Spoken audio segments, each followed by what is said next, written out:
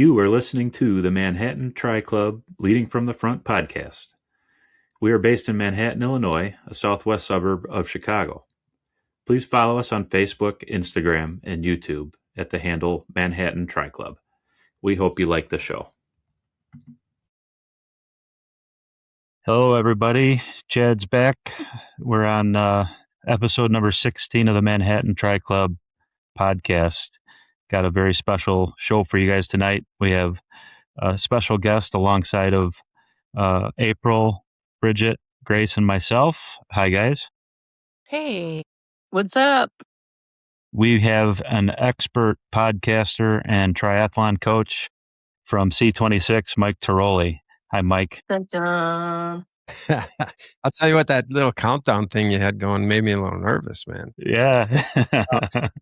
Did it feel very newsy to you? Like now you're on like breaking news? It's like, yeah, they sort of have that thing at the beginning of, they used to have that. Yeah. But no, it's, and then I thought, what was he? Oh, you said, Chad is back. I kept thinking that Shady's back. Yes. I don't know if you're an M&M guy, but yeah. I am an M&M guy. I'm in that era. Thanks for having me. I appreciate it. I've been kind of checking out your stuff and I love it. Well, we've been checking out your stuff, so we're so excited to have you. Have you guys have you all been listening? Or you all listened to it? Okay. Yeah. Chad sends us a whole bunch of ones that like he is insistent that we listen to, but we also listen to them. I actually really appreciated, I think it was 3 episodes ago, right after you guys had the camp in Wisconsin. Mm-hmm. Like I really appreciated that one because I needed those words in that moment of just like go out there and race your race and like stop making it so hard on yourself. So we listen. All right, cool. Yeah, I mean, I'm glad you told me what you resonated because I rarely remember what we talk about because it's just sort of like like I said, that's just kind of how we've been talking since we met. You know, we started it all in a coffee shop one day and kind of planned it all out, but our conversations were generally like that. And I think maybe I hope sometimes that's what resonates with people is it's just like kind of how we talk. We've always talked about triathlon or whatever like that. So. Yeah, it's a little ironic because that's April and I actually started the very first podcast in a coffee shop. We sat down and we were trying to figure out the equipment and how to use Riverside, and it's funny and very cool, very cool. But I was fortunate. I joined you guys at your camp and had a great time. Other than the weather, which was awful. And the waves, I keep telling them there were like 6-foot waves in the lake that day. And but I enjoyed it. It was good for me to at least get the rides in. I'm still sidelined from running, and I'm going to be sidelined for the race too. I met the doc yesterday and no go on running, so I'm going to DNF before I even start. But I'll still do the swim and the bike. So, but. That's the full? Yeah, I'm doing the full. Yeah. So, April, and I roped her into it this spring. And so I've got to do at least whatever, one of the 3. Yeah. How fast do you think you can walk it? You know, I just did a test with the dog the other day, and I did like a 5K with the dog. And based on that, I was kicking it up. It would probably take me about 7.5 hours. And that sounds terrible. It does. Well, I mean, a lot of people, spend 7.5 hours out there. Yeah. Yeah. Sorry, but we'll see. I'll give it a try. I'll give the walk a try. But yeah, and this will make up for your Chattanooga swim because your swim at Chattanooga was canceled. So yeah, I did. I've done Chattanooga twice. First year it was canceled because of that hurricane. Second year, last year I did it. Was it canceled last year? No, last year, 25, it went off, and I did. I had a pretty good swim actually.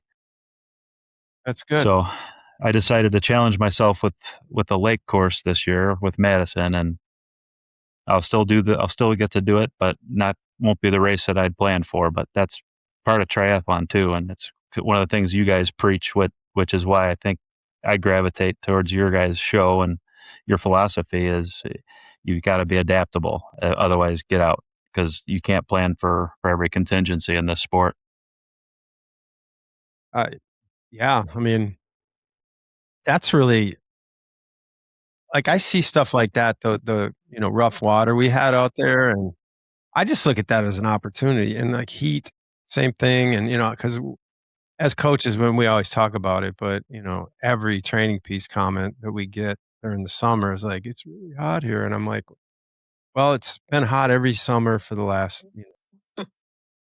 your whole life. And I mean, it's like, and I purposely, honestly, I mean, I purposely try to run in it. And like I said, I always just take it easy. It's an opportunity for me to kind of work on going slower because it's kind of hard for me to. I actually do a lot of treadmill running now because I purposefully try to slow down. And that's it's a governor on me. But if I get outside, I'm always over my skis, just out of zone too. Nothing crazy, but you know what I mean. It's hard for me to kind of keep it easy. Yeah. So I don't know. I look at conditions are a big deal. Ever since what was that girl's name? Flavia?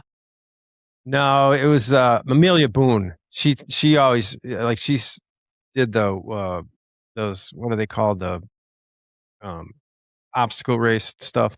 Anyway, Oh, the endurance one. Yeah, yeah. she always said, "Yeah, I would just look for the toughest time of the day to train, and then I'm always ready for anything in the race." So Well, Nice. April is a big fan of the young lady that just won the Cocodona 250, and she's trying to rope us all into that because of that girl's grit and intention. Rachel.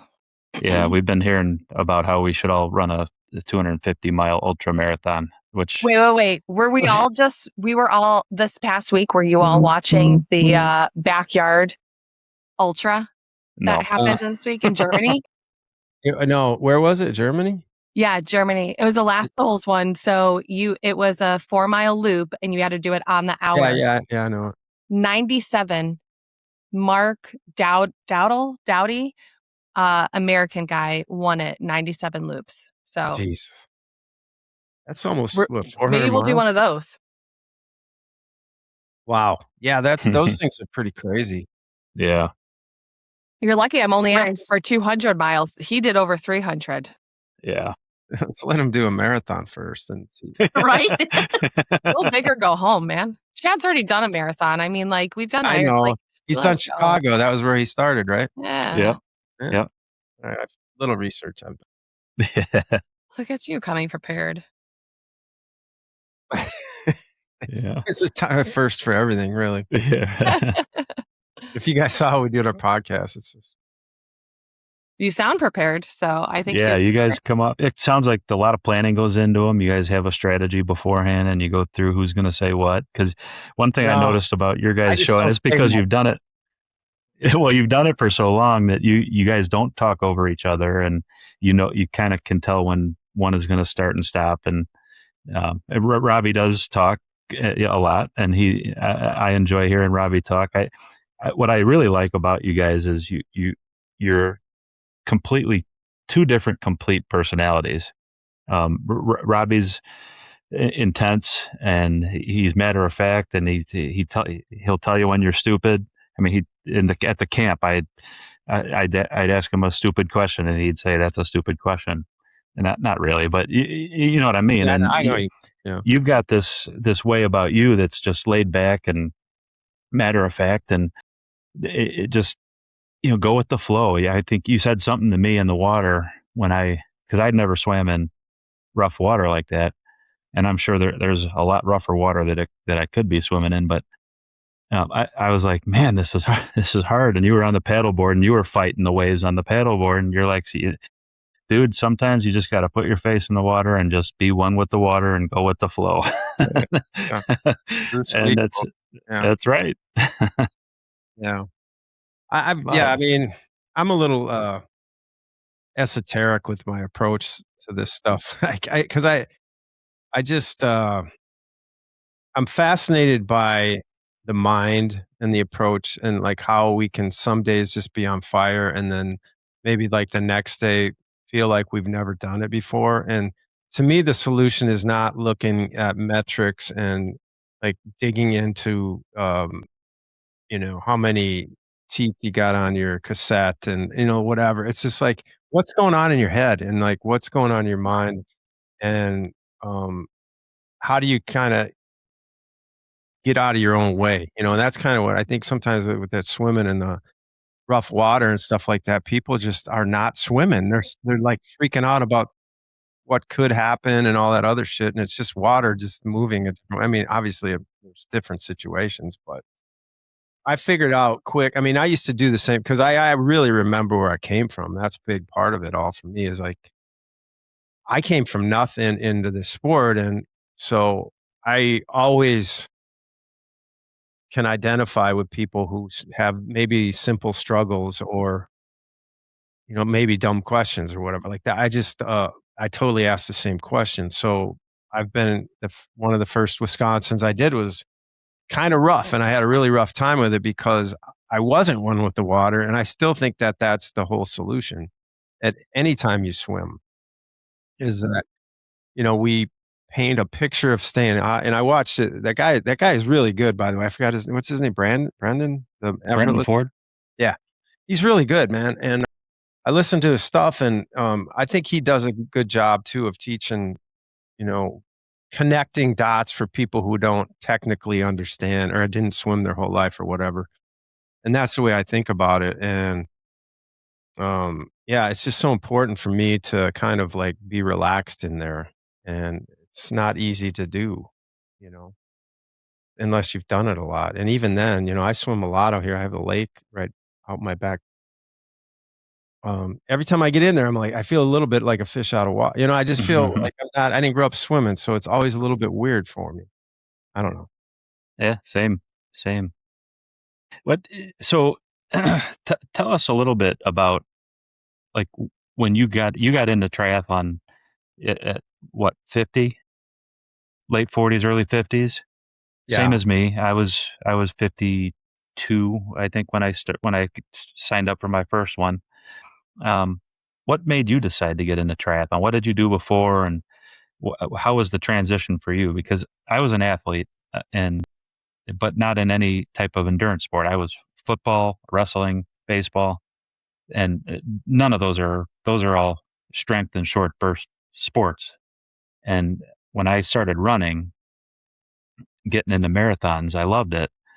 Um, but as an older adult and a bigger guy, running's hard on my body. It's killing my knees, and so I kind of gravitated to triathlon because it gave me that endurance punch that I wanted, but I didn't have to run as much. And I love the training, and I love the versatility of the training. So that's why I got in. But how was the transition for you, and what made you decide to get into triathlon? Well, I guess it's pretty similar. I mean, I played college baseball and lacrosse and hockey, so I was an athlete growing up, and then I moved in my 30s. At some point, I moved to Nashville, and I was still playing, up until that point, real competitive level softball. I think I heard you played softball too. We traveled all around the Midwest and played in all these big tournaments. It was kind of legit, even though it was softball, but slow pitch. But but I worked at the news station for a long time. I was getting a little, I was in Nashville, and it was before it is the new Nashville that it is now. It was actually fun and kind of cool. And now it's like a ridiculous place because everyone's moved there, and it's just glitz and glamour, and they've taken all the honky tonk out of the country scene. But that's just my opinion. I'm a little bit bitter about that whole scene down there because it was just like so cool when I moved there. And then it slowly turned into like California and New York collide with Nashville, and it just sucks. But anyway, I got out of shape with that, but I had met a friend of mine now, or well, at the time he was from Wisconsin, and I'm from Wisconsin, and we were Badger fans, and he lived in my neighborhood, so we went to this little bar, and I was doing a lot of drinking back then too, and I met him up there, and we started this thing called Badger Nation Nashville, right? And so we had these little parties for the games, and one day we were having a party at my house, and it was late in the season, and I was, just really working in news and hating life, and escaping it by going to the bar after work for, a year and a half. And so we had this big party and they won the game or whatever. And my buddy Roger and I were singing after the game, though, the alma mater, the varsity alma mater. And somebody videotaped it. And I was like, and we kind of, yeah, let's watch that back or whatever. And I watch it and I'm like, holy shit. I didn't even recognize myself. I don't know, I suppose you just get so used to looking at yourself in the morning, you just don't even know it. But anyway, I had really, I was really out of shape. And so I just called my buddy who had done Ironman the year before. He's a real good friend of mine. He was a big runner and everything. I go, dude, I got to get in shape, man. Because I was always in shape. And then suddenly for 8 years or something, I just went into a void or vortex of drinking and eating hot wings or whatever the hell I was doing. And so he got me running, we started a couch 5K, and then I the addictive personality that I am, I did a 5K in like 2 months. And I'd never ran either like you. I couldn't run for more than a mile or something like it was just like out of my DNA, or at least my mindset. That's why I think I'm bit mine. But anyway, 5 miler the next weekend, 10K the next weekend, and then there was 2 weeks between that and the Nashville Half Marathon. So not knowing anything about anything, I did the 10K, and mind you, the whole time I'm sore as fuck. I'm just can I go F on there? But anyway, oh yeah, we're good. But like I just so sore from running all the time, man. I hated it, but I was committed to getting in shape, and then I was so afraid of not doing, like getting back in. So I kept adding like a 5K, a 5 mile, 10K, 1 week off. And I said to myself, if I can go run 8 miles, so I'm running a 6 mile, 10K. And I said, if I can go run 8 miles this weekend, I'm going to do the half marathon the next weekend. So like within 5 weeks, I went from a 5K to a half marathon. And I could not even walk for like 2 weeks hardly. I don't think that's advised. I don't think that quick of a buildup is. No, no. I mean, and then really, I'm going back into work. I hate work, first of all. I'm probably hungover at the time. Well, I was kind of getting off like that. I was working, running and stuff. But I was wearing like, those neoprene things for your knees, and your elbows and like your gut. And like I had ankles, I had neoprene like top, my head to toe. You're running in a wetsuit is what you're like saying. Under my suit at work, the tie on and shit. I got nothing but like neoprene going on. So I was like, this is not, I felt good about it, but I said, man, this ain't, I can't, I don't like, I liked running, but man, I would go, I don't know why I would keep doing this. Cause I feel awful. I feel like 10 times worse than I did when I was, drinking at football games. So my friend Jim, he's like, well, you should do a sprint, and then that's what happened. So I was always a pretty decent biker because I mountain biked a lot when I was younger in college and stuff. And then swimming, same story as like everybody, one lap, it was just like impossible, or one length even. And so I got that, I did the sprint, and I was like, all right, that's cool.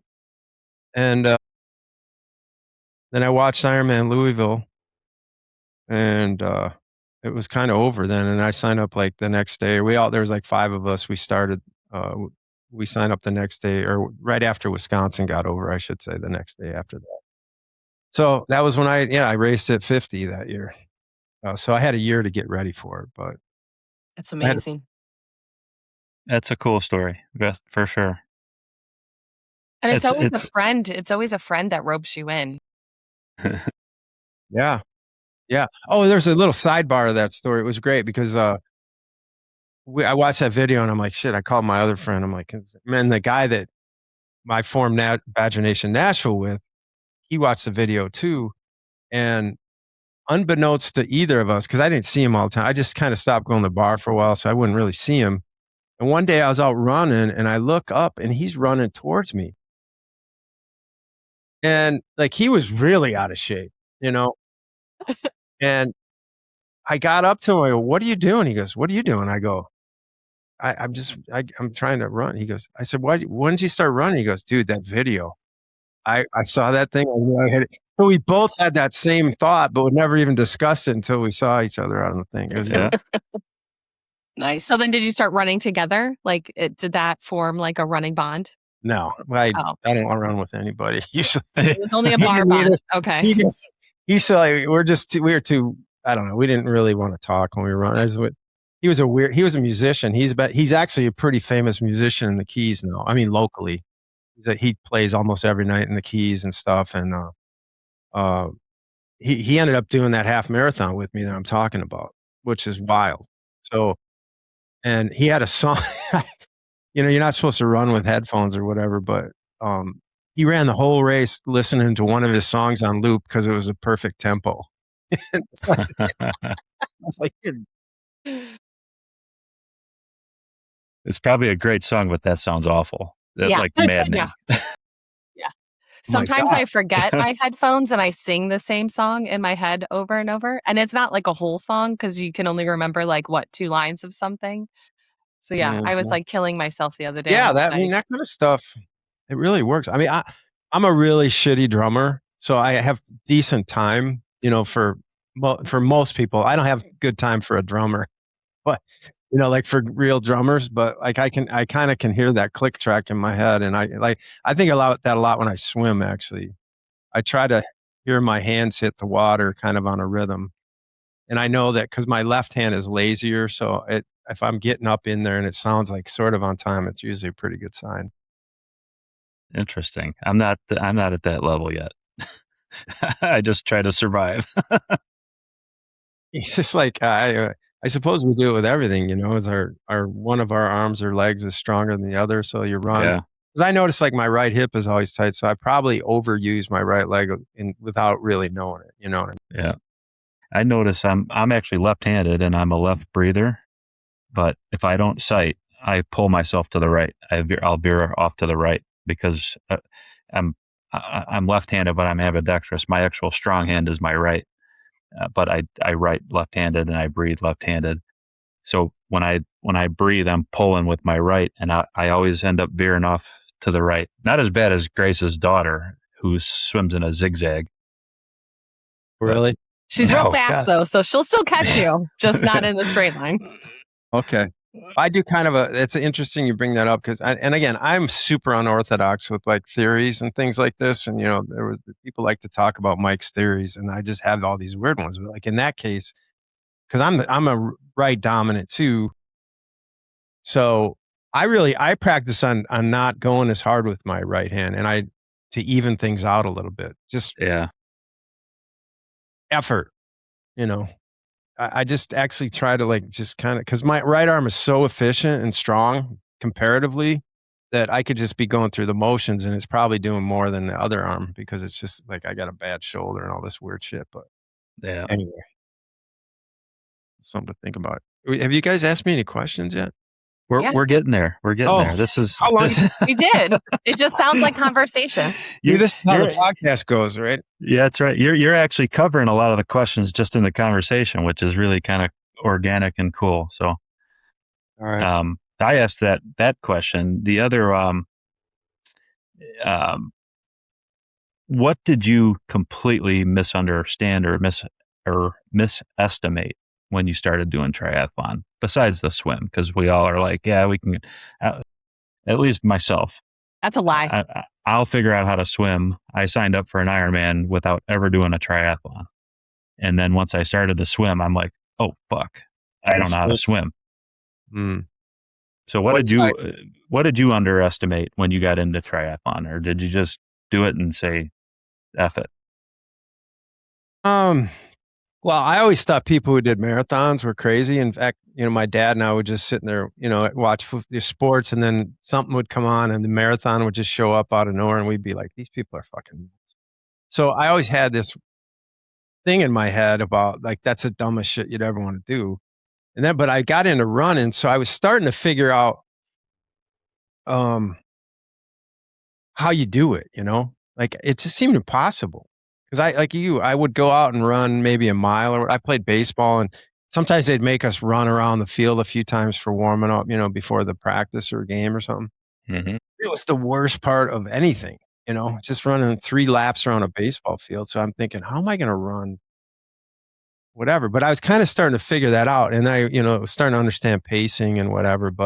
And I was a pretty good cyclist, but I underestimated cycling, I think, the most. I think I know you love it, and I have a real love-hate relationship with it, because people are like, well, I could do the bike, but I don't know if I could do it. I'm like, you cannot do the bike, dude. Can't do it. It is not, it is contrary to the saying, it is not just like riding a bicycle. Like, it is really not. Yeah. And for me, it's the worst pain. Like, because it's not even it's not your legs, it's your ass and your neck and your arms. And, there's not a better feeling in the sport for me than getting off the bike and the Ironman. I agree. Yes. I was actually on my bike today, and I was like, my legs could go for days. I just need my butt to get off of the seat so badly. Yeah. And I mean, I haven't figured out. I mean, like, sometimes I'm comfortable, sometimes I'm not. I don't know. There's just, who knows? I think for me, the bike, I like the bike the best. I'm the best at the bike. I like trying to figure out the nuance of the bike, how to work on the bike, the mechanical side of it. I'm not a mechanical person at all, but I've figured out how to work on bikes, and I hate paying somebody to work on my bike. So I figured it out myself. And as I started getting better bikes, now I've got some pretty high end bikes. You don't want anybody to touch your bike, and uh, figuring out the metrics and the data and power numbers and how to get your normalized power close to your average power, April, and and what that means and what that tax is in the actual race, it is, to me, that's the coolest part about triathlon. I think running is the easiest part. Anybody can run. It's the easiest barrier to entry. I agree that cycling is an unanticipated challenge, because you can be a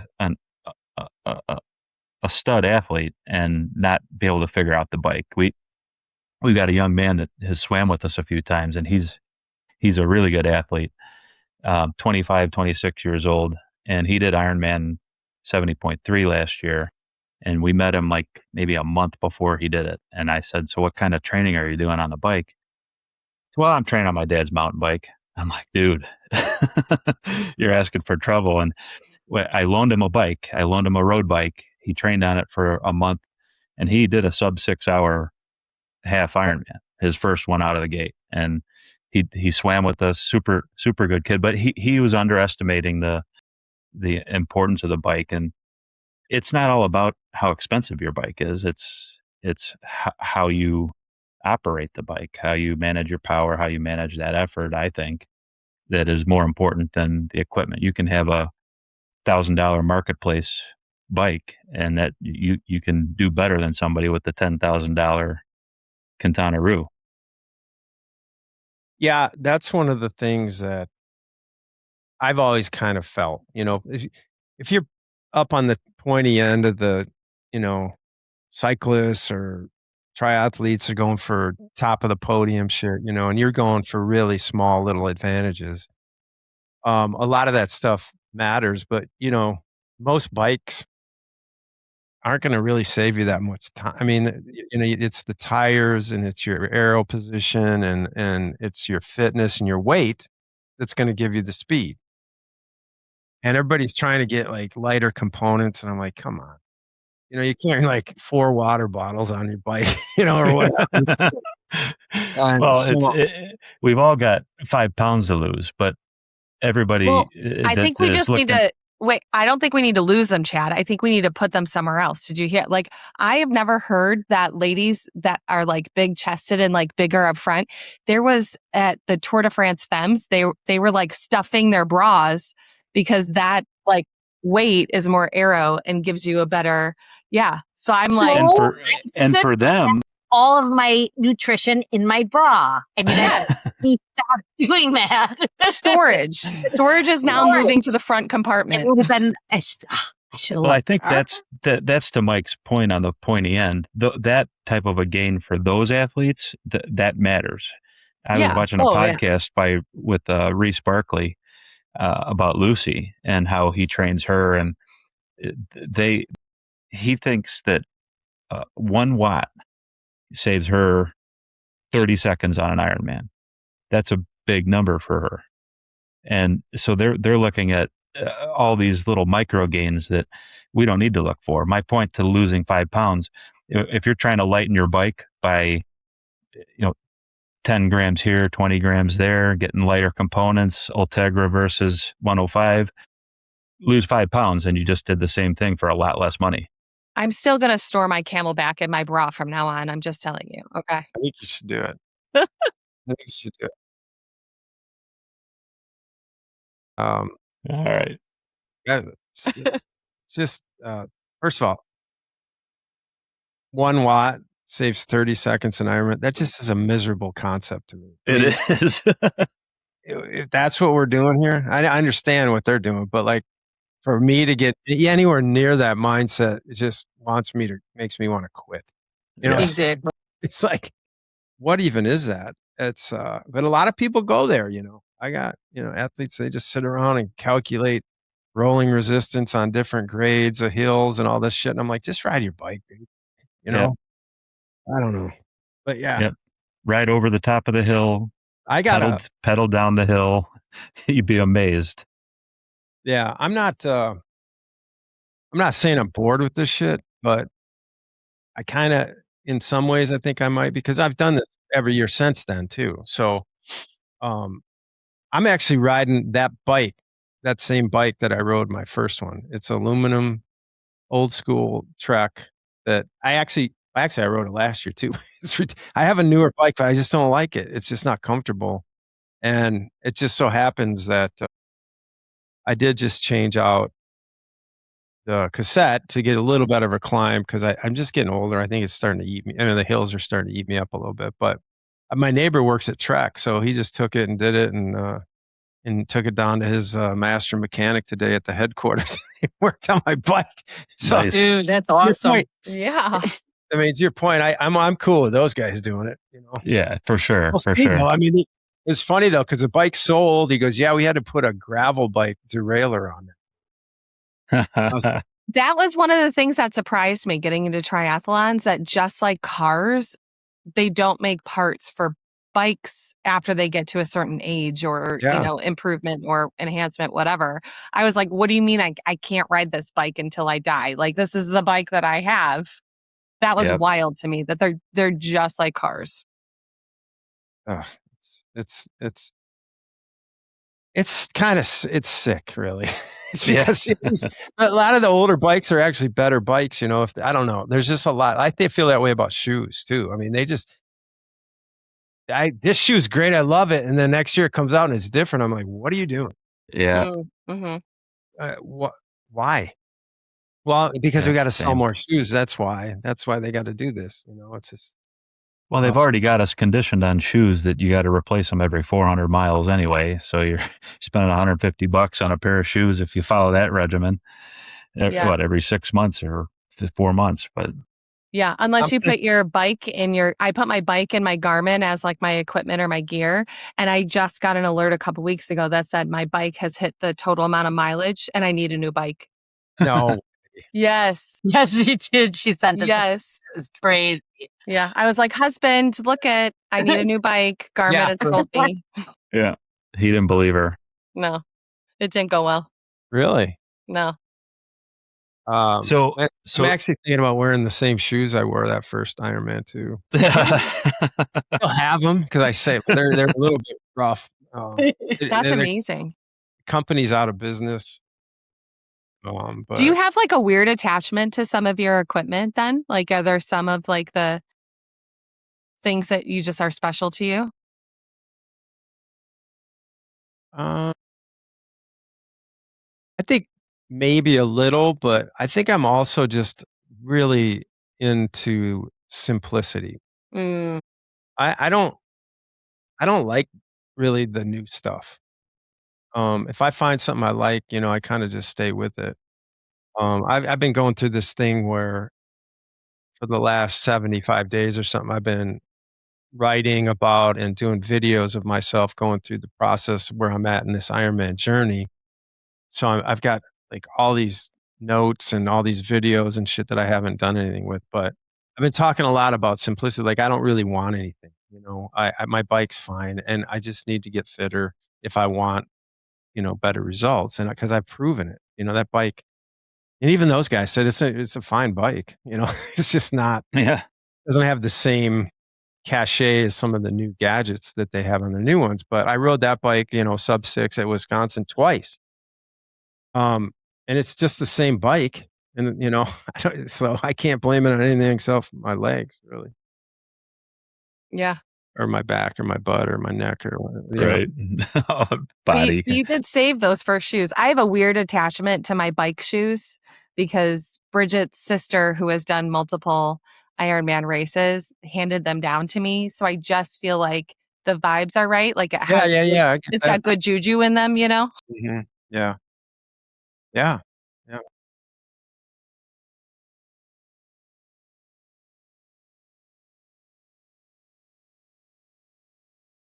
Um, you know,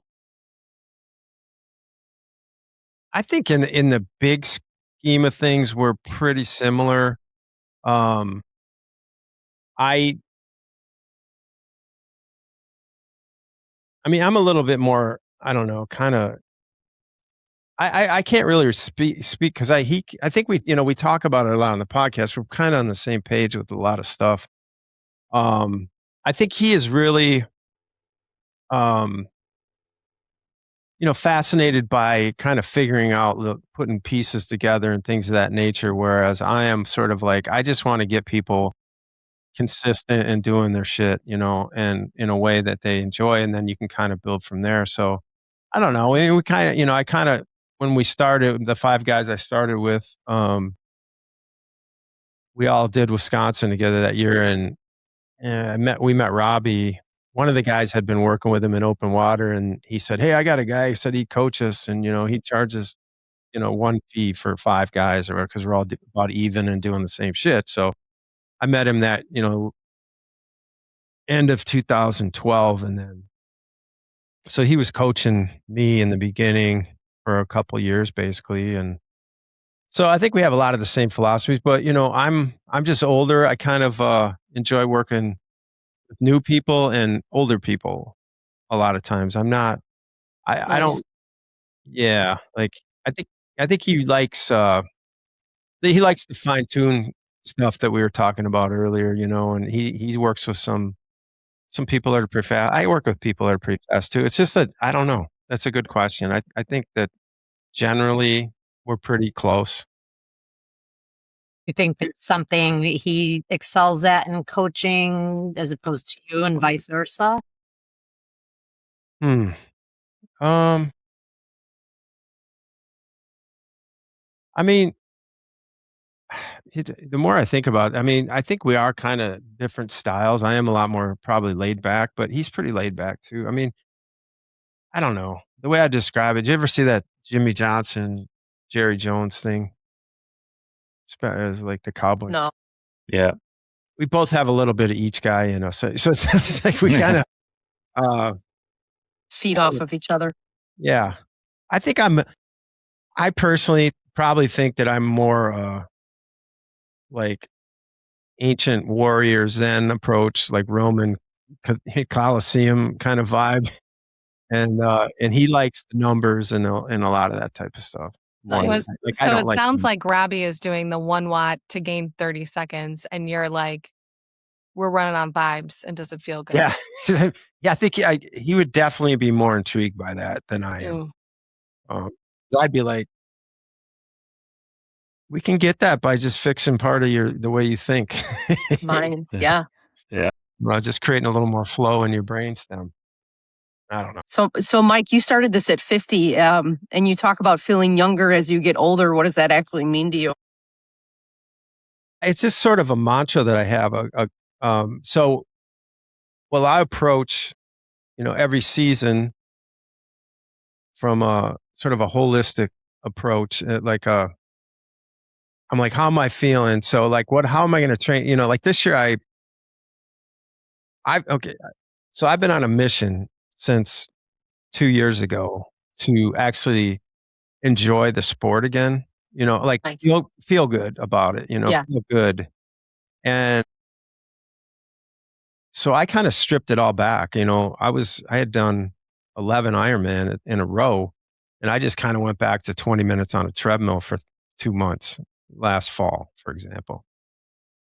And I was like, this feels really good. I think that I'm just always looking for ways like to have energy because I think energy is Feel the most. better. Yeah. Yeah, yeah. So, and I just don't give in to things like really easily.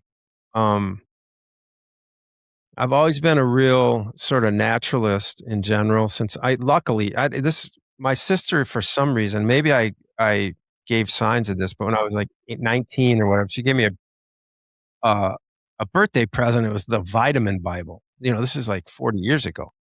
I must have been giving off signs like this is kind of intriguing to me or like health or whatever. So, but always would read that thing. And Did ever she since, see the video or was that pre-video?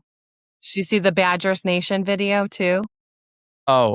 no, this was when I was, yeah, exactly. I was like in college. I don't even, it's random, but it's been sort of my thing. So, all my grandparents and my dad were really big into drugs, like, not, pharmaceutical, like, who knows where but they might have. Steroids and, Yeah.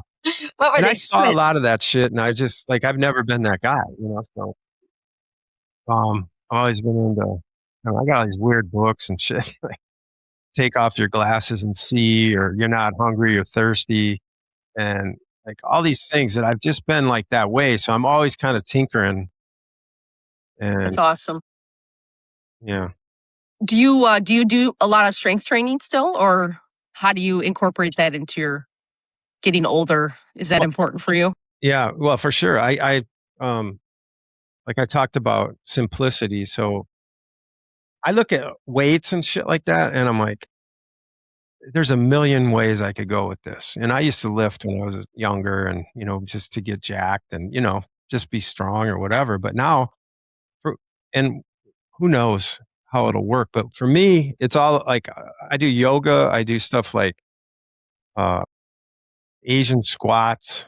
You know what those are? It's just basically crouching down like a catcher and holding Mhm. that position and standing from your glutes and things like that, or like warrior poses or bridges. I do a lot of dead hangs. Uh, So just not your traditional stuff, more of the like biometrics and kind of, yeah. Yeah, but endurance. I got a bunch of dumbbells and stuff, and I do some kettlebell stuff. But it's all weird. Like I'll just spin it around like a basketball around my back or something, and just kind of get. I'm really into mobile movements with. I don't like static weight shit. Nice. Uh, and that goes back to that sort of that Roman Colosseum thing. Everything they did was functional, and their bodies became very strong and obviously very ripped. Well, if we believe the statue shit that they made. Um, yeah, like I'll sit on. I got a vibrating plate over here. You know what those are? It's like You that. have a what? Yes. I almost heard you say it. You almost said it. What? Bridget's got one. Oh, One, I love it. Yeah, I I'll do sit on too. that, and I'll take like 20-pound dumbbells or something, and just do curls, and then hang with them, and then do a few more curls. Oh. I do shit like that. I used to walk on a treadmill with dumbbells all the time too, incline. Nice. So yeah, that's the kind of stuff that I do. And I feel pretty good. But this time of Ironman training, I just kind of start walking that fence of like really being in a shitty mood sometimes. Because do you get in a shitty mood when you're close to a race or just um, well, it's just a fatigue that'll hit sometimes, Yeah. I've really been into swimming lately, and I've been getting in the lake a lot.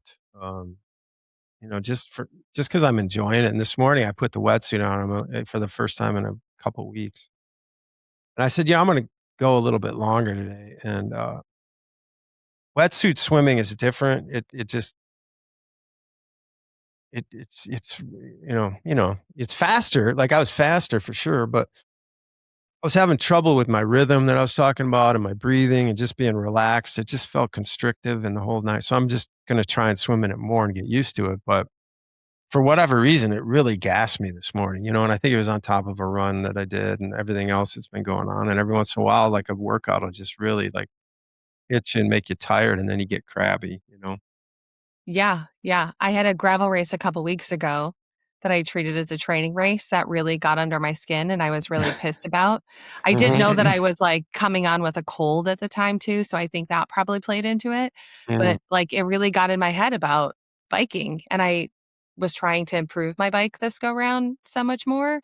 So I was really pissed, like I was really pissed about it. So same thing with the wetsuit. Like Yeah. So you it got just wore those down. silly things like, get in your head and make you feel so then today on my bike, I was a little anxious getting out there at the beginning of the bike. And then I'm like, an hour and a half in, I'm like, this is fine. Like, you know how to do this. You're just roll. Like you're fine. Yeah. And that's the other thing is the first hour of training these days or, half hour, it just feels like shit a lot of times. And I feel terrible. Then you kind of get through it or whatever. So did that cold wipe you out? Tell me about that cold. Yeah, for a few days, I skipped my last long run. So that's kind of freaking me out and getting in my head too. But it was just like a respiratory virus, like didn't have to get any meds or anything else, for it. But it put me out for like 3 days. I have another theory about that. Okay. It was Um, also on an active recovery week, if this helps your theory. yeah, I mean, sometimes you're moving things through, right? I think stuff like that is, I personally look at colds and things like that as cleansing more than being sick. So Mm. that's just my first step. But secondly, like, um, if I ever feel, that scratchy thing in my throat or something like my getting clogged up or whatever the case may be, I immediately go, you're familiar with this guy, Wim Hof? Like it's the Iceman, the cold plunge guy, Mm. but it's Mhm. his breathing. But I think he kind of just stole it from the monks, his pranayama breathing or whatever. But look it up. I go into that for like a half hour. If I feel that scratch or like whatever, I get real serious about the breathing thing and it always wards that shit off every time. So I'm just throwing that out there. I think it's like an oxygen deprivation, or like maybe it helps the oxygen move some of that stuff out or calm things down. I don't know. I'm just saying I've been doing this for years. Interesting. And I think that there's something to that. I take a little bit more of a simplistic look at it, probably not as educated as yours because I'm not a Not coach, but educated. I, I I look at that in Ironman training or marathon training or any type of long endurance. When you get a cold, that's your body telling you need to rest too, and you might be overdoing it. And my injury where I jacked my knee up at Rockford, that was my body telling me it didn't like something. And so the meniscus tore, and I've got bone on bone. I got bad news from the doc yesterday that my running career might be a lot shorter than I ever thought. And some of my options are I just got a gel shot, and this to me is where the mind really has to take over, because it's easy to go into a hole and say, you know what, fuck this, I'm going to go take up golf or something, but that's not going to make me happy. And you know, I got friends like these guys here, and April sent a couple of different Instagram reels the other night, which kind of choked me up a little bit. And one of them, I don't know if you ever saw it was Jimmy Kimmel interviewing Kobe Bryant after he had some rant on Facebook when he blew his knee out, no, he tore his Achilles. Achilles. Yeah. Yeah. And it was, I literally watched it and started crying because, here's a guy at top of his game. And, what I'm just I got to go to work every day, and I'm doing this because I want to. He's doing it because it's a career. And, everybody goes through those struggles, and he came back. He was only 35 when that happened. He was only halfway through his career. So, it takes that reset. And I'm going off on a little bit of a tangent here, but Mike, one of the things in listening to your guys' podcast, you mentioned a book, I think that you read or started reading called Zen Mind, Beginner's Mind. Oh yeah, And that's I don't say my Bible, but I've had that forever. Well, I hadn't heard of it, and after that episode, I went out and bought it, and I just recently started reading it, and I just started, so I'm not really I can't quote anything from it yet, but it's I gravitate to those types of things, and I believe the mind can fix you, and you can. If there's something structurally wrong, obviously you need to have a doctor fix you. But I think the mind can do a lot more than we give it credit for. And you bring that to your style of coaching and the way you handle yourself on your podcast, and I think that's pretty cool stuff. I appreciate that. Yeah, I'm really into. I was talking about how I'm documenting this whole process. I'm really diving into this huge and the meditative piece of things. And another guy that what's his name? Joe Dispenza. You're familiar with his meditation? He's a big meditation can heal, things. The mind is so powerful to heal, like all kinds of things or whatever. He wrote the book called "You Are the Placebo," and it's all about how you can, trick yourself into like a placebo. But yeah, I mean, back to your question, Bridget, it was like, how do that young thing? This is sort of how I think about it. I'm really attentive. I'm really in tune with, if things aren't feeling right, I back it off, and I kind of work in ways of like, right. I mean, I don't want to bring it up because you're dealing with a knee issue, but I had a little sore, kind of like a weird soreness in my knee the other day. I was like, this is kind of random. And I think it was from swimming of all things, because sometimes my kicking can be like an octopus leg or something. It's like it's everywhere. And I feel like I might have strained it because I don't remember doing it until I got on the bike later that day. And I was like, wetsuit. It's that wetsuit. Our team is split on wetsuit, like legging wetsuit. Bridget and I hate wetsuits. So I was super stoked when, I don't know if it was you or Robbie. I'm sorry to interrupt you, but no, you're fine. You or Robbie mentioned after the camp, you're like, oh, maybe I won't even swim it with a wetsuit. And I was like, see, Chad, we don't need Chad and Grace love their wetsuits and they use it like a blanket. A blanket. Yeah, it's their safety blanket. And I'm like, oh, I feel like I'm swimming in a turtleneck. Like it's touching my throat. I don't like it. Yeah, that's right. That was Robbie. He's a lifetime swimmer. And I go for it, dude. I mean, like I still think for him, probably a wetsuit. I mean, and again, maybe it doesn't matter, but I think, I know a wetsuit might save me 10 seconds, 100, so I'm like, yeah, I'll take that. We're going to blame your kicking injury though on the wetsuit. Well, I don't even care if you did it that day if you wore a wetsuit, but we're going to blame it on the wetsuit. Yeah. Yeah. So I just started doing, and it was like, is yours like mine was below the kneecap a little bit. It was a little, meniscus, but the meniscus is there's lateral and medial. It basically looks like if you look at looks like a figure 8 between in the joint. There's 2 different meniscus plates. Okay, so yeah, it wasn't. So it'll either be on the side, you'll feel meniscus pain on the medial side, the inside, the lateral side, outside, or behind the knee. You'll feel it. Mm-hmm. Yeah, it was a little lateral for me, I think. Yeah, I've been doing a lot of that. Are you guys familiar with that knees over toe guy? Heard of him? I've watched enough of him. I'm like, I buy into that shit because it's all about flexibility and mobility and strength. And I know it's like I kind of feel also that most of the shit we've learned in our lives is not true. So I'm relearning. I'm going through this process like of relearning everything. And that's one of them. It's like, don't ever go out over your toe, when you're doing whatever it is, you don't go out there, but like, as I'm doing these Asian squats, that's exactly what that is. It's like your knee is, over the feet or whatever. But So it was weird because I've been doing a lot of the warrior poses, and you know what those are, right? Where you're kind of leaning out and there's like a 90-degree angle with your knee, or at least that's how I was taught to do it. And I've been doing a lot of that, and that could be part of it too.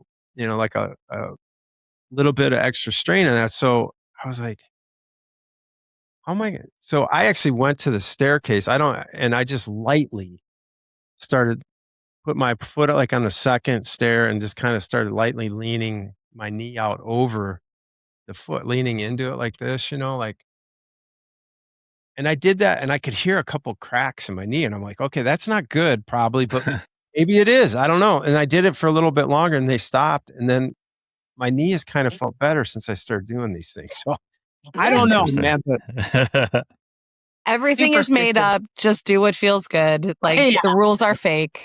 It's like I'm into this fascia hydration thing big time. I don't know if you've heard of these things, but it's like the theory is that all of our aches and pains and like the sore knee and sore back and all that shit becomes over time, our fascia like clamps down on all this stuff. And, as you get older, if you don't loosen it up, basically the fascia hydration is basically, you do wrist circles and ankle circles and knee and hip circles and things like that when you get up in the morning. And I've been doing those things for like couple months now, 3 months.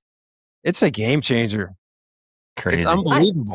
Are you doing what's the other thing where you just like wave your arms up and down and I mess with that sometimes. Yeah. But I love all that shit. But I have to keep it simple because there's a million things and everything like that. So yeah, you got 3 hours of mobilities to do when you wake up every day. I know it's fascinating. Right. I mean, I probably should because I probably waste at least an hour of my day every day doing something ridiculous that I could be doing.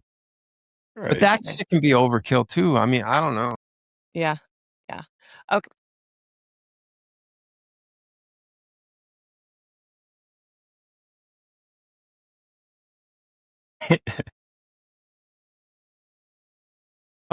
Well, I do think, like, I think back to, I was fortunate to be with the guys I was with and then Robbie was our coach.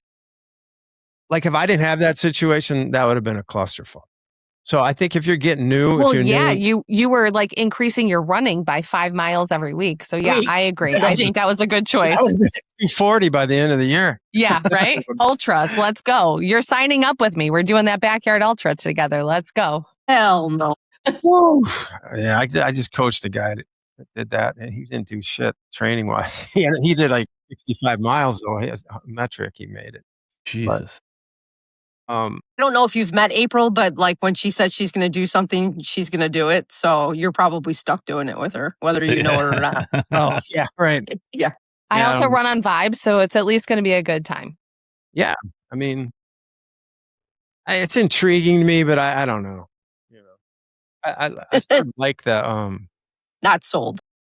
No. Sounds like he didn't say no. Really, I'm not in a place where I'm going to say no to anything right now.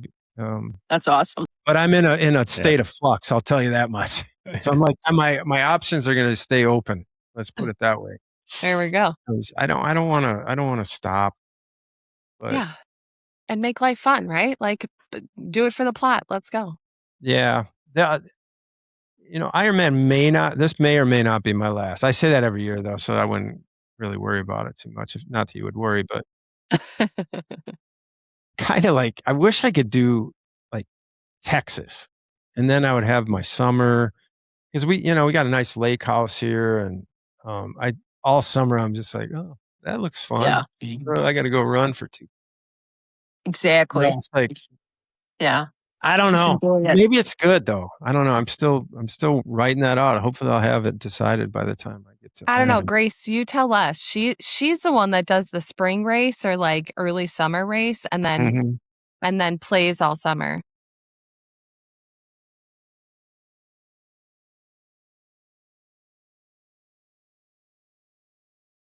Yeah. Yeah.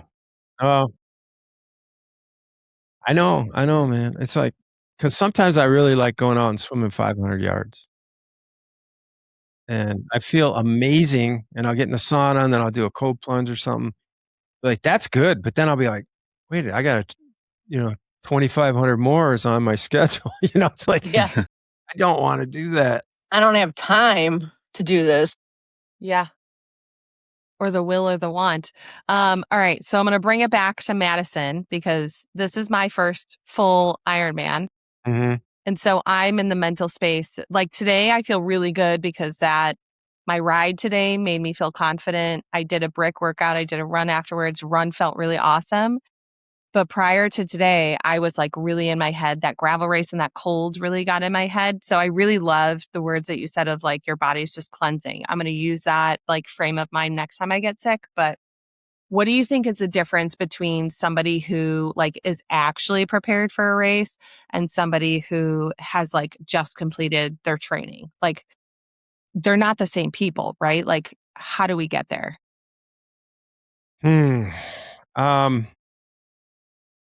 I always work on that. Like I always tell, I still do it. I always try to equate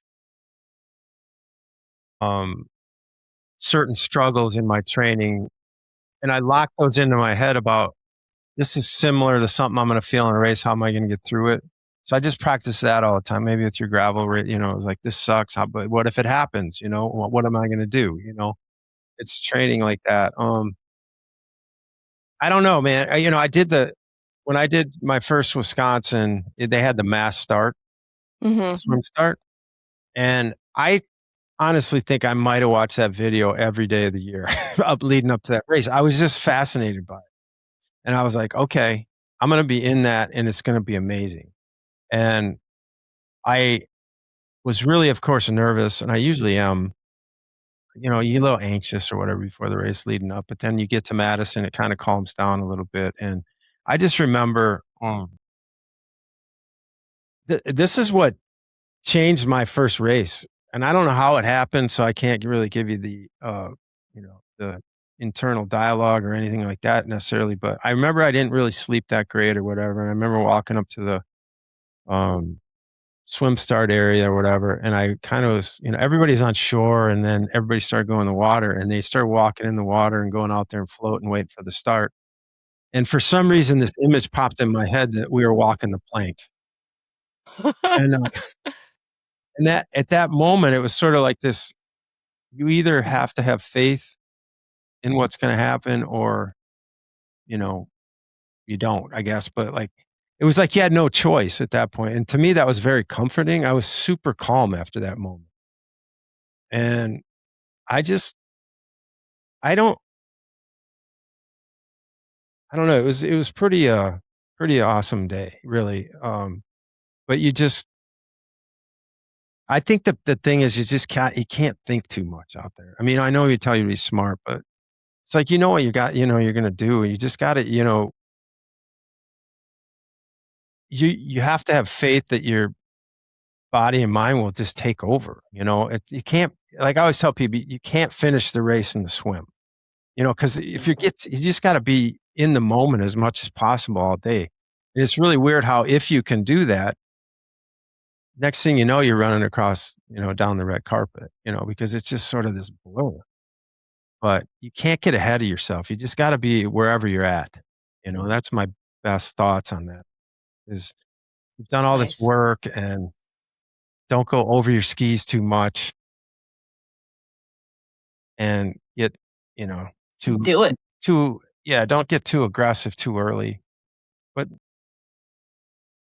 when I was doing my best race, and I think I was both. I was like pushing the envelope of being over my skis a little. It's, how it goes. You're in your race, and you just got to trust it. You'll find a way. That's really what it is. Yeah. So what I'm hearing is that it's all a mind game. Because you're like, because I feel like you're almost contradicting yourself. Like, take it easy, but also like when I listen to your podcast, the after the Wisconsin weekend, you were like, you just need to do what feels good. Like people say, don't stand up in your bike, don't get out of your saddle, but that feels good sometimes. Yeah, for sure. You know, so like it just be in the moment, be in the mile that you're in, be in the, that first mile, that first 30 minutes is going to suck. And I always tell myself like that first mile is a liar. Like that's not how this race is going to go. So just like lean into it and just keep going. But I think like what I'm hearing is it's really just a mind game. And can you handle, the struggle that you're in that moment? Yeah. We always say it's just one day, and hundreds of thousands of people have done it, so like, it's really kind of, and I've seen so many different types of people do it that it's just, to me, it is mind game because, certain tops of like I said, some of the top racers there, have physical and athletic ability. It's like Kobe Bryant and Michael Jordan, they had all the ability in the world, but they also had the toughest mind game in the world. That's why they're the greatest of all time. Yeah, That doesn't absolutely. happen very rare, but, if you're Just for the record, though, LeBron is not in that discussion at all. No one said that name. I just want to make that clear. I was just yeah, I mean, I could go off on that right now because I just can't stand that The guy. look on your face. I mean, I went through I was there when Jordan was, that was a big part of my life. There's Yeah. nobody that feels like Michael Jordan. And you know, The I don't only one remotely close is Kobe. right. And And he he's still emulated not, he So emulated him. Yeah, for sure. But I mean, my son is 20 years old, and some of his friends, they don't know Michael Jordan. My son knows him from me, but he's got friends that will have a debate with me that LeBron's the greatest basketball player that's ever. I'm like, are you fucking kidding me? well, that's what they You, say, all the kids, all the parents I know that talk about their sons or whatever, they all say that. So I yeah, guess it's generational. yeah. You can't, change that either because, it's you that was your, first big attachment to me was Michael Jordan as far as well, that wasn't really my first, but he was ultimately the greatest of all time. Yeah. And you only know your own experience, so that's what they're gonna Yeah, so say. exactly. So it's all very real to everybody. Yeah. All But right, that doesn't mean it's right. should we have some fun and do some rapid fire now? Oh, you guys Let- do the rapid fire? We Yeah. do rapid fire, but before we do that, I want ask a serious question. Yes. Mhm. And this is for Grace. And it has to do with coaching. Grace has a coaching problem. Oh. Addiction. She has had different coaches for running. She's had triathlon coaches, and I think that the question is, for adult athletes, I think one of us tried to get to this question, but for adult athletes that are doing this for fun, how important is it to have a competent coach? And how many coaches should you have at one time? And I think the answer to that's one, but I mean, because we have a lot of friends that listen to our podcast too, that are new to triathlon, that are maybe not as invested in triathlon as we are, but wanting to get there, and they want to know where to go for coaching. And obviously, I point them in your guys' direction because I think, on value, I think you guys offer a really good service. I think Robbie made the comment to me at the camp. You may like to be a coach, but coaching might not like you. And I thought that was a pretty interesting comment because not everybody's the right coach for everybody or for different personalities. And I don't know what I'm trying to ask, but I think for people that listen to us, and as for my advice, I'm going to advise them to, talk to different people before they pick a coach. Talk to Mike, talk to Robbie, talk to Mark, and pick who you think you're comfortable with. What advice can you give to people as a coach, as an accomplished coach? I'm looking at Grace and she's like, this better be a good fucking answer. Well, Grace is the lawyer, so yeah. Oh, Jesus. I coach several lawyers actually. So I'm familiar with that schedule for one, but it's really interesting because, I've talked about it a couple of times, but all this note taking and videos and soul searching and all this shit I've been doing is like, as a triathlete coach, I have several athletes that call me their therapist, and then I always say, I might have to hire you, Grace, for this to drop a contract, because I'm like, well, I charge like per month what you should be paying me per 30 minutes on a phone call.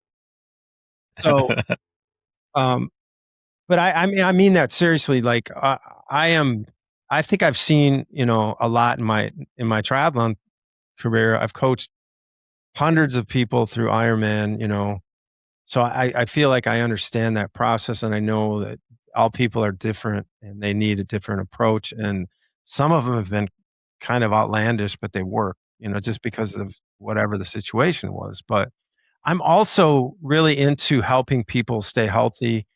And especially because I have a lot of friends that are 50 plus or my age, 60, that are they're gone, man, or they're damn near gone. You know what I mean? So I'm trying to figure out ways to sort of bridge, um, their last part of their life. It's like it's not going to go anywhere better from what I see here. So last year I had a reunion with a bunch of buddies, and one of the guys kind of dragged me in the corner and asked me, if I could give him a workout plan. I said, "You don't need a workout plan, dude.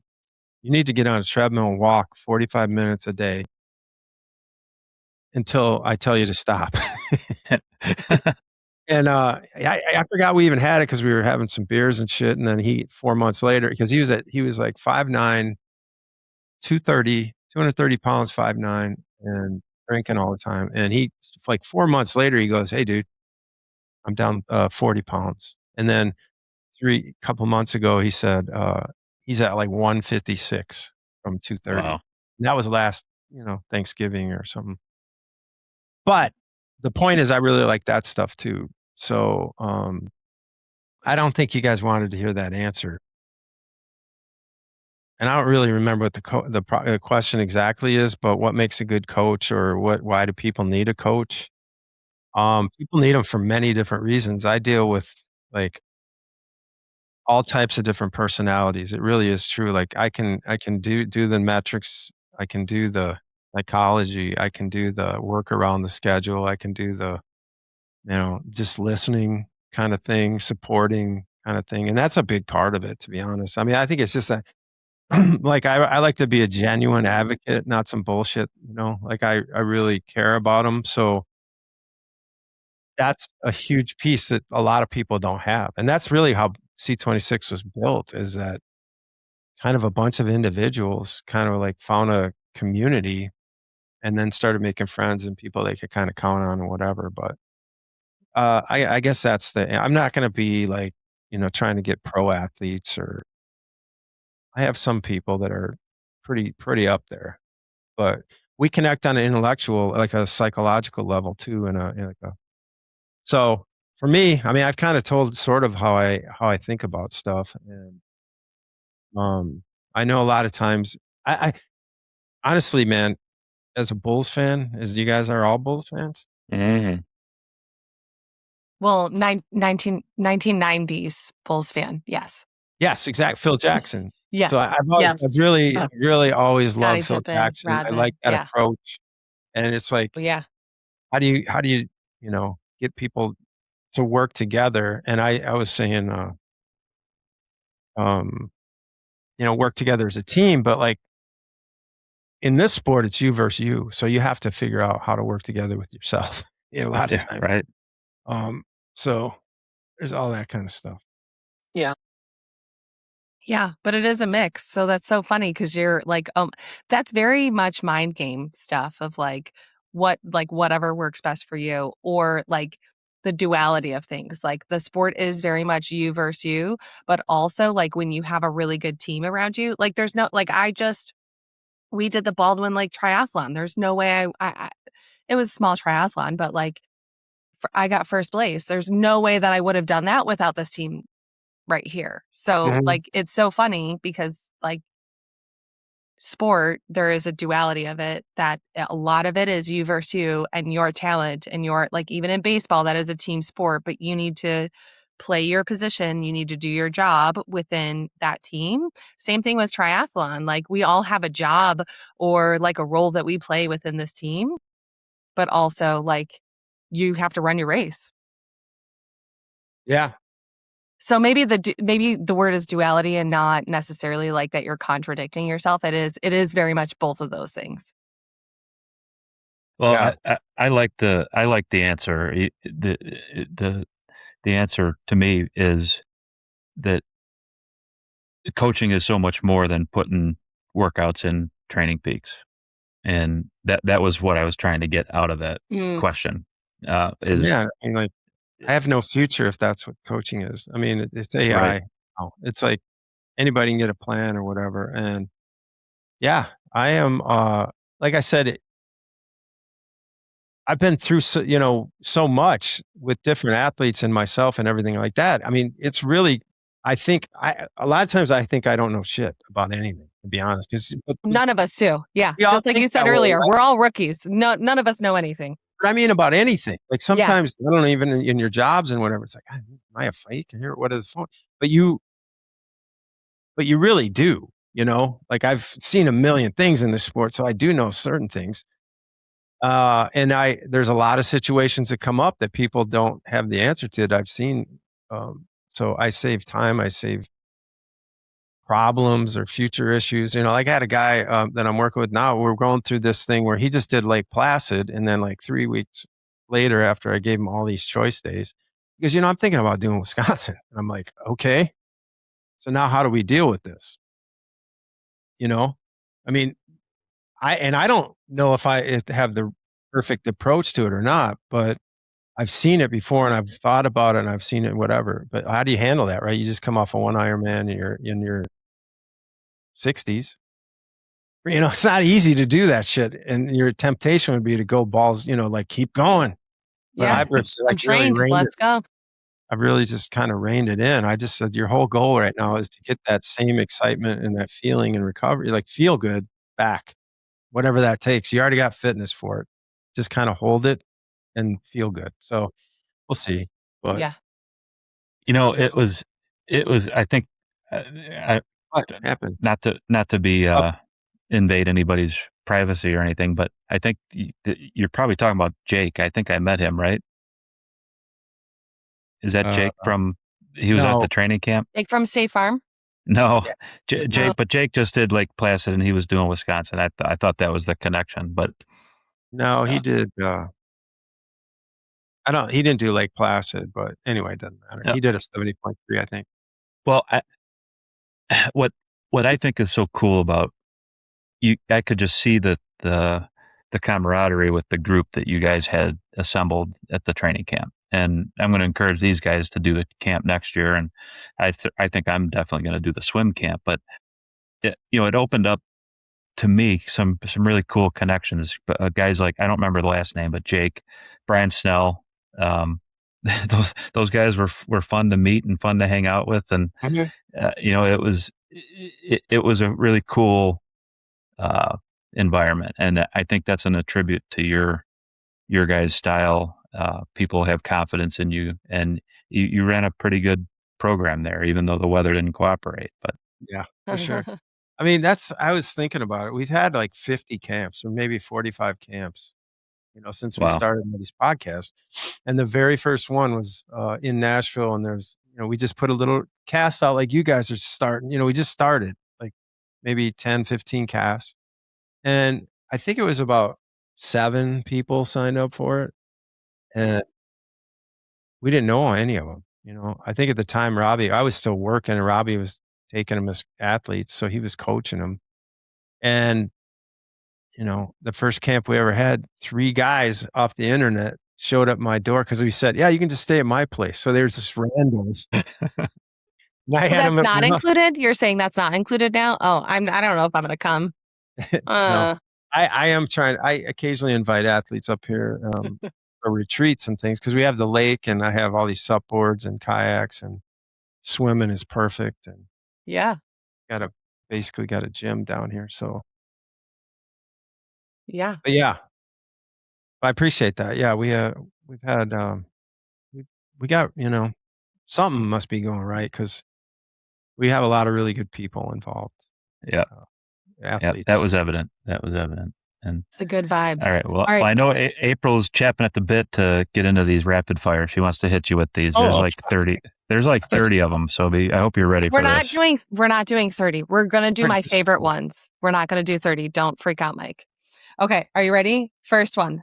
Oh, rules are you can rapid fire. You have to answer very quickly, and we do not ask questions about your answer. You just give the answer, and we move on with our lives. Are you ready? I think so. Okay. Nerd clusters or goo gels? Nerd clusters. Yes. Yes. What are those? I don't know. I'm already thinking Are of those the sour beers? Yeah. yeah, they're like the gummies, but they have nerds. It's like coated in nerds. I like the Sour Patch things, but Do you? maybe I like them. Okay, yeah, I'll They stay with make that. me so happy. I think that's what's going to be in my like treat special needs thing. Like Oh, that's a like good idea. You need yes, something. You need yes, something something to look forward to. to Yeah, warm the yeah, heart. Yeah, it's like a yes. comfort food. Yeah. Okay. Tubes or tubeless? Tubes. Tubes. Let's go. This. Okay, no question, no answer. No. I don't care. Swim, bike, or run? You're taking too long. Swim, bike, or run? Run. Thank you. I thought you were going to say swim. It is swim right now. Okay. Change. I think that's the best part of like cross training is like you have a it's different true. favorite every week, right? Your hardest Ironman course. It's Wisconsin. Fucking A. I was really hoping you were not going to say that. What's wrong with you? You could have Well, I picked mean, any of the I'm others. free. Chattanooga and Louisville, the only other two. Louisville is not as hard. Not even. I mean, that bike was, but other than that, flat downstream. All right. I I mean, think Wisconsin is one of the toughest ones. It's got to be but why does it have so many repeat customers? Like, I don't understand. because it's also the best one. Mhm. Because it's the hardest? Best supported. It's just had that fans. history. Yeah, I mean, I think it honestly. Yeah, Okay. yeah, All I right. think so. I guess I lied about the follow-up questions. I'm sorry. I'm breaking all my rules. Music while running, yes or no? No, Oh, well, okay. it's no, not late. No. I mean, I used to, but I have to just say no. One answer, right? Yes. No. One answer. Yeah. Yes. Training alone or with others? On all three? Yes, Oh, okay. All right. Indoor or outdoor cycling? outdoor, Indoor or outdoor running? close, but outdoor, Outdoor. Pool or open water swim? open water. Yeah, all day. Okay. Sprint or Ironman?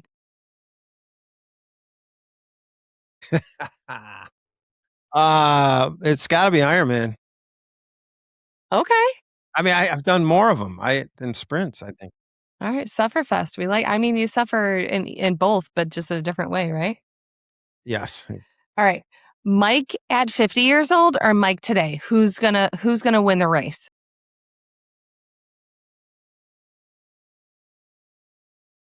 Mike at 50's already proven it. Yeah, I'm gonna say him. He worked harder. He worked harder. Okay. Yeah. Or he was just more delusional, more naive. Yeah, I mean, yeah, exactly. But I Nice. still have, that's like my dream is to beat that one. That's Yeah. actually was one of my best Ironman ever, my first one. Really? That's why I want to use the same shoes and the same bike and go back 10 years later or 13 years later and beat that score. What's the time? Will you share with us? Well, I mean, it would be 11:58. Okay. So that's the goal for next month. 11:57. Yeah. I mean, in theory, yeah, that's it. Okay. We're going to watch you on the course. I haven't even come close to it in the last 2 or 3 years. I'm not even close. So I don't know why this should be any different. I'm older and Yeah, frail. but you just crushed Rockford though. Yeah. And when you name it, like it happens, right? Like you just, you name it and like, yes. If I can do what I did at Rockford, I'll be it. Yeah. But I'd have to do it for twice as long, I guess. Yeah, I guess. Mm. All right. That's all I got for rapid fire. I hope What you is? enjoyed yourself. Okay. That I wasn't was too not bad. going to make you suffer through 30 of them. Just the best ones. Did you have 30? I don't know how many there were. It's close. Yeah, it's close. That's a hell of a feature It's of this close. podcast. That's right. It's nice to have The whole options. That's podcast. all. We like options here. You know, that's why we do triathlons. We like options. I like it. Anything else?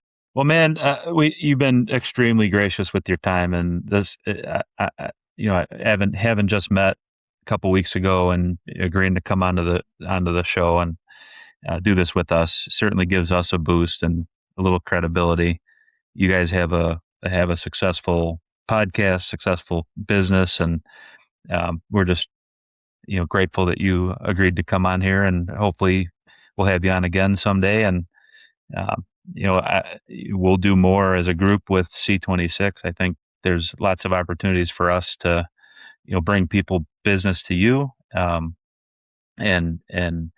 let people see what we see. And just the fact that just meeting us and agreeing to come on and doing some research, listening to some of our earlier podcasts. I do have one question though. What's your feedback on the effortless swimming goggles? You said you were having some fog problems. Did they solve your problems? Yeah. It's funny you brought that up because I was going to throw that in at the end because I really appreciate that. And I really like that guy and like what he does for the swim sport. So, yeah, man, I put him on and I swam out to the island, which is like 100 yards away, and they promptly fogged up.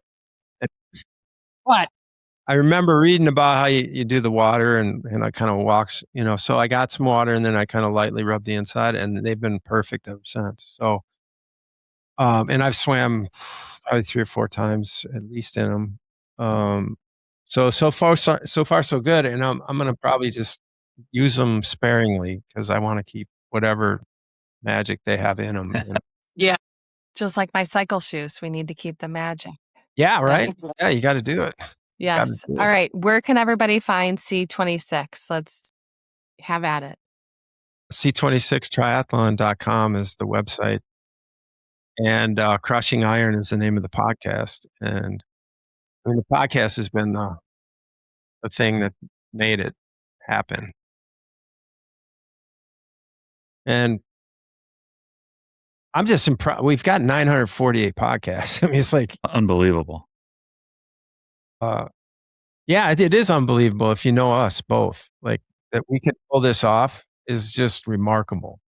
And I always said it was we made a decision 5 podcasts in that we weren't going to have outlines or any kind of agendas or notes, and we we're just going to wing it. And if it worked, it worked. And that's what saved it because we didn't have the bandwidth to do research. And we've had 20 guests or something. I don't know how many maybe guest of shows of those.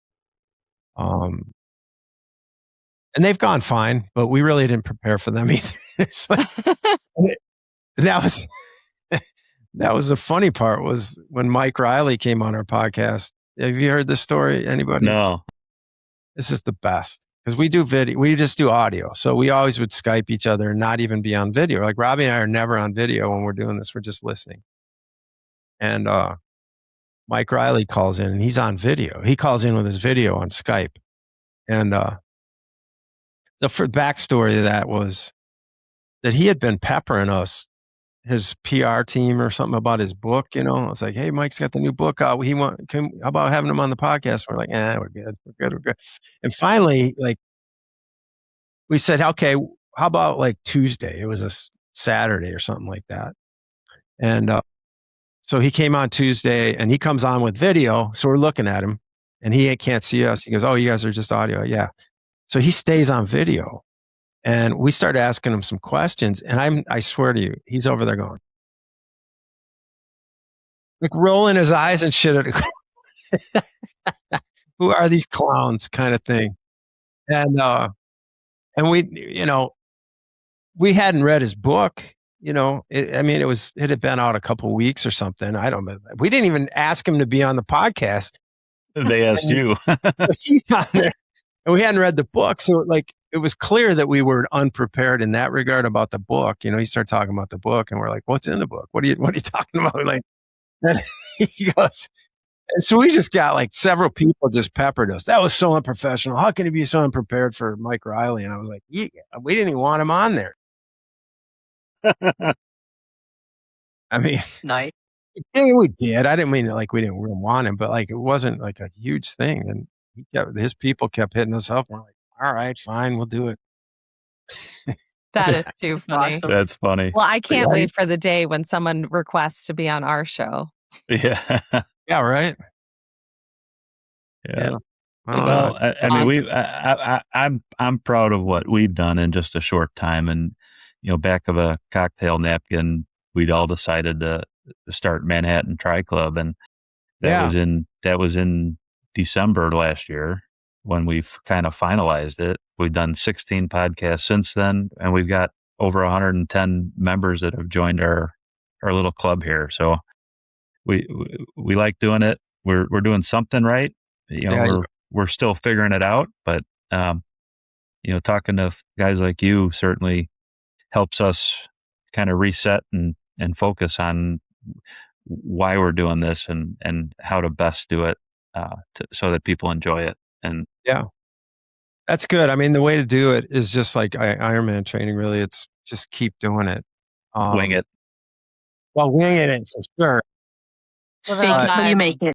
Before the podcast, this is kind of a little known fact now, but when I had signed up for Ironman, my first one, I started blogging. I wrote a blog every day. I have hundreds and hundreds of blog posts. That was the beginning of this thing in a sense. And then the podcast started a little bit later, but I was actually going to Ironman and shooting video and putting together tribute videos and things like that before we had anything going. And I had a kind of a Facebook page going pretty good, but it just was the process of writing all those blogs that kind of ended up probably leading me to Robbie and us together. And then the whole thing started. So you just keep doing what you're doing. And awesome. For sure. Yeah. Well, it's great. Mike at C26Triathlon.com, Robbie at C26Triathlon.com. We'll drop those in the show notes, and we'll certainly be making recommendations to people to give you guys a call, because who knows, one of us might become a coached athlete here if we can ever run again. Yeah. Yeah, man. Well, yeah, I wish I had some ideas for you, but I probably do, but I'm not a doctor. So, but I'm a voodoo doctor. Doctor. Well, man, let's stay in touch. I appreciate you. It's nice to meet everybody. Thanks, Mike. Yeah, we'll see all you at Wisconsin then. Yeah. We'll all be there. Huh? Yeah, Okay, those two are cheering. Fun way to. You can hang out with my mom and my sister and my. Nice.